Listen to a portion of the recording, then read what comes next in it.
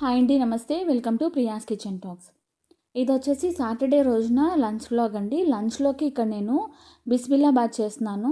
బిస్మిల్లాబాత్ same కొంచెం మనకి సాంబార్ అన్నంలానే ఉంటుంది, కాకపోతే వన్ పాట్ రెసిపీ లాగా చాలా బాగుంటుంది. కొంచెం డిఫరెంట్, మసాలాలో కొంచెం తేడా వస్తుంది, డిఫరెంట్ ఉంటుంది. టేస్ట్ కూడా కొంచెం డిఫరెంట్ ఉంటుంది, కాకపోతే రెండు కూడా చాలా బాగుంటాయి. అయితే నేను చెప్పిన కొలతలతో చేసుకోండి, చాలా పర్ఫెక్ట్గా నచ్చుతుంది మీకు, చాలా బాగుంటుంది. టెంపుల్స్లో మనం ఎప్పుడన్నా సాంబార్ అన్నం అలాంటివి తింటాం కదా, వన్ పాట్ రెసిపీస్ అలాంటివి, ఆ ఆ టేస్ట్ వస్తుంది. చాలా బాగా కుదిరింది అయితే కూడా. అయితే ఇక్కడ నేను మధ్యాహ్నం రోజు ఇంకా స్టార్ట్ చేశానండి. ఒక గ్లాస్ బియ్యానికి ముప్పావు గ్లాసు కందిపప్పు తీసుకున్నాను.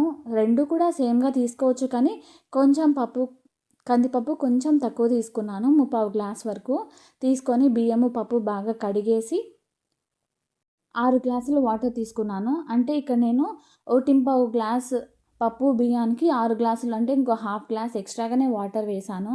చల్లారిన తర్వాత కొంచెం గట్టిగా అవుతుంది కదా అని చెప్పేసి వాటర్ వేసేసి కుక్కర్ మూత అయితే పెట్టేశాను. ఇప్పుడు నేను ఇక్కడ ఒక సింపుల్ మసాలా చూపిస్తానండి, చాలా బాగుంటుంది మసాలా. ఇదంతా కూడా ఈ ఒక్కసారికే, మళ్ళీ మనం ఎక్స్ట్రాగా చేసుకుంటే కూడా స్టోర్ చేసి పెట్టుకోవచ్చు, కాకపోతే నేను ఒక్కసారికే చేస్తున్నాను. కారానికి సరిపడా ఎండుమిరపకాయలు తీసుకోండి, మేము కొంచెం కారం తక్కువే తింటాము. తర్వాత ఒక టేబుల్ స్పూన్ పచ్చిశనగపప్పు, ఒక టేబుల్ స్పూన్ ధనియాలు, ఒక టీ స్పూన్ జీలకర్ర, తర్వాత ఒక టీ స్పూన్ మిరియాలు, కొంచెం నువ్వులు కూడా వేసుకోండి, తెల్ల నువ్వులు ఉన్నా పర్లేదు, నల్లవైనా పర్లేదు. తర్వాత మిరియాలు తీసుకున్నాను, ఒక ఇంచు దాల్చిన చెక్క, 2 లవంగాలు తీసుకొని అన్నీ కూడా లో ఫ్లేమ్లో పెట్టి మంచిగా వేగనివ్వండి. మొత్తం మసాలా అంతా వేగిన తర్వాత పక్కన పెట్టేశాను. ఒక 5 నిమిషాలు చల్లారిన తర్వాత చూడండి, ఈ విధంగా మిక్సీ అయితే పట్టేశాను. ఈ గ్యాప్లో కొంచెం చింతపండును కూడా నానబెట్టి పెట్టానండి. గోరువెచ్చని నీళ్ళల్లో చింతపండుని ఒకసారి బాగా కడిగి నానబెట్టి అయితే పక్కన పెట్టేశాను. రెసిపీ అయిపోయే లోపల మనకి చింతపండు బాగా నానిపోతుంది. తర్వాత ఇక్కడ ఉన్న వెజిటేబుల్స్ అన్నీ తీసుకున్నాను నేను. పొటాటో తీసుకున్నా, క్యారెట్ ఒకటి తీసుకున్నా, బీన్స్ ఒక 4 తీసుకున్నా, 2 వంకాయలు కూడా తీసుకున్నాను. పొటాటో ఒకటి తీసుకొని ఇంకా ఆనియన్స్, టమాటోస్ అయితే తీసుకున్నా.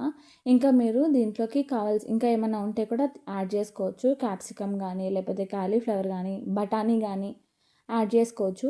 నేనైతే ఉన్న వెజిటేబుల్స్ అన్నీ తీసుకున్నాను. తర్వాత ఇక్కడ నేను పప్పు బాగా నానిపోయింది, బియ్యం పప్పు. అందులోకి కొంచెం పసుపు, ఇంకా కొంచెం ఆయిల్ వేసేసి కుక్కర్ విజిల్ పెట్టేశాను.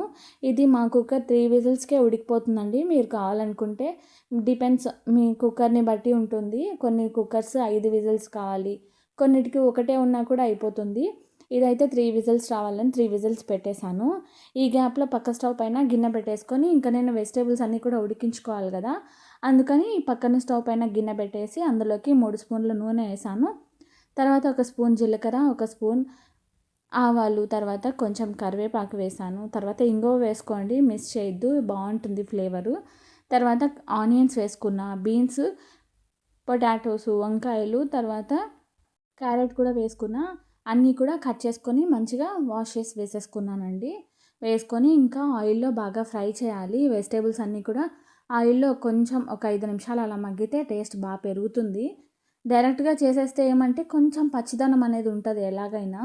ఆయిల్లో ఫ్రై చేయడం వల్ల టేస్ట్ అనేది కొంచెం పెరుగుతుంది. నార్మల్గా ఏదైనా కూడా అంతే, ఆయిల్లో కొంచెం ఫ్రై చేస్తే కొంచెం బాగా టేస్ట్ పెరుగుతుంది. అలాంటి డీప్ ఫ్రై ఎక్కువ తింటూ ఉంటే కూడా మనకి హెల్త్కి కూడా ప్రాబ్లం అవుతుంది.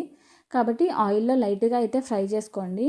వెజిటేబుల్స్కి ఆల్మోస్ట్ మనకి వెజిటేబుల్స్ అన్నీ కూడా ఉడికిపోయిన తర్వాత నేను ఇక్కడ మగ్గిపోయిన తర్వాత టమాటోస్ అయితే వేసాను.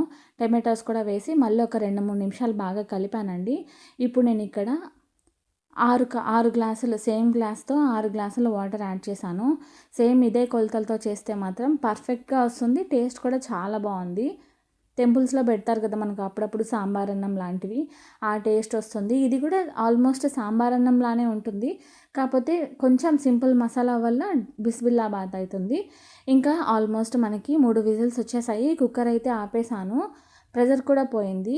ఈ గ్యాప్లో వాటర్లోకి కొంచెం సాల్ట్ కూడా వేసానండి, రాళ్ళుప్పు వేసేసి ఇంకా అది ఉడుకుతూ ఉంటుంది. ఈ గ్యాప్లో మనము దీన్ని రైస్ని అయితే మెదిపేసుకుందాం అనుకుని కుక్కర్ మూత తీసాను. చూడండి ఎంత బాగా ఉడికిపోయిందో అన్నం కూడా. జస్ట్ గంటెతో తిప్పితే సరిపోతుంది. మనమేమి పప్పు గుత్తితో కానీ అలా ఏం స్మాష్ చేయాల్సిన అవసరం లేదు. జస్ట్ గెంటెతో తిప్పితే సరిపోతుంది. అన్నం బాగా మెత్తగా అయిపోయింది. ఇంకా మీరు కావాలనుకుంటే కొంచెం గట్టిగా ఉంది అనుకుంటే వాటర్ వేసుకోండి. నాకైతే ఇదే కన్సిస్టెన్సీ బాగా సరిపోయింది. ఈలోపు మనకి ఆల్మోస్ట్ కూరగాయ ముక్కలు కూడా అన్నీ ఉడికిపోయినాయి. ఇప్పుడు మనం ఇందాక మిక్సీ పట్టాం కదా మసాలా, అదైతే వేసేసాను. మసాలా మొత్తం వేసేసేయండి, కరెక్ట్గా సరిపోతుంది. కొంచెం మిగిలినా కానీ లేకపోతే సరిపోకపోయినా అలా ఏం ఉండదు, కరెక్ట్గా సరిపోతుంది. మసాలా అంతా కూడా ఒకే దగ్గర వేసేయకుండా ఒకసారి కలుపుతూ వేయండి. ఒకటే దగ్గర వేస్తే కొంచెం ఉండగట్టేస్తుంది. కాబట్టి మసాలా అంతా కూడా వేసిన తర్వాత గెంటెతో బాగా మిక్స్ చేసేసి మూత పెట్టి ఉడికించండి. మూత పెట్టి ఉడికిస్తే కొంచెం దగ్గర పడుతుంది కూర. తర్వాత మనకి కూరగాయ ముక్కలు కూడా అన్నీ కూడా బాగా ఉడికిపోతాయి. చూడండి వాటర్ అనేది కొంచెం తగ్గాయి కదా. ఇప్పుడు మళ్ళీ ఒకసారి చెక్ చేసుకోండి ఏదన్నా కూరగాయలు ఉడకలేదా అనేసి. ఇక్కడైతే అన్నీ కూడా బాగా ఉడికిపోయినాయి. క్యారెట్ని చూస్తే తెలిసిపోతుంది. క్యారెట్ కొంచెం గట్టిగా ఉంటుంది కదా. క్యారెట్ని ఉడికింది చెక్ చేస్తే ఇంకా అన్నీ కూడా ఉడికిపోయినట్టే. ఇప్పుడు అందులోకి ఇందాక నానబెట్టానని చెప్పాను కదా చింతపండు, అది కూడా బాగా చింతపండులో నుంచి నీళ్లు తీసేసి ఆల్మోస్ట్ చింతపండు నీళ్ళు కూడా లైట్గా ఒక గ్లాస్ వరకు వాటర్ అయితే ఎక్స్ట్రాగానే పడినాయి. చింతపండు నీళ్ళు వేసాం కదా, అది కూడా వేసిన తర్వాత ఒకసారి బాగా కలిపేసి మనం ఇందాక ఉడికించి పెట్టుకున్నాం కదా అన్నం పప్పు, అది కూడా వేసేసేయండి. వేసేసి ఎక్కడ ఉండలు లేకుండా ఒక 5 నిమిషాలు బాగా లో ఫ్లేమ్లో పెట్టి బాగా కలిపేసేయండి.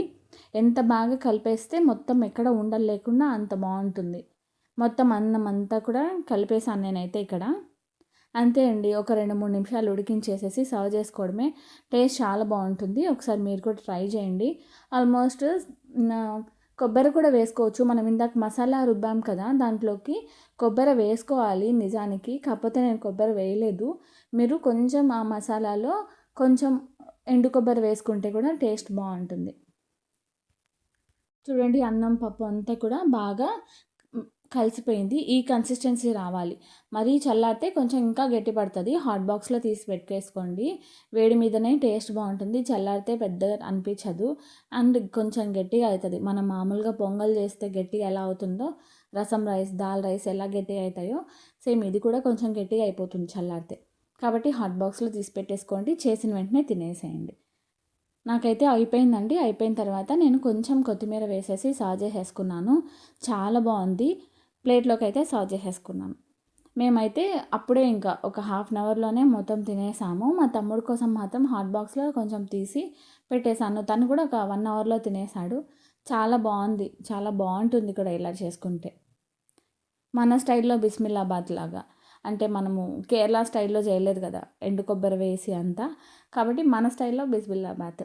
అంతే అండి, చాలా బాగుంది. ఒకసారి ట్రై చేయండి. అంతే. Blog bye.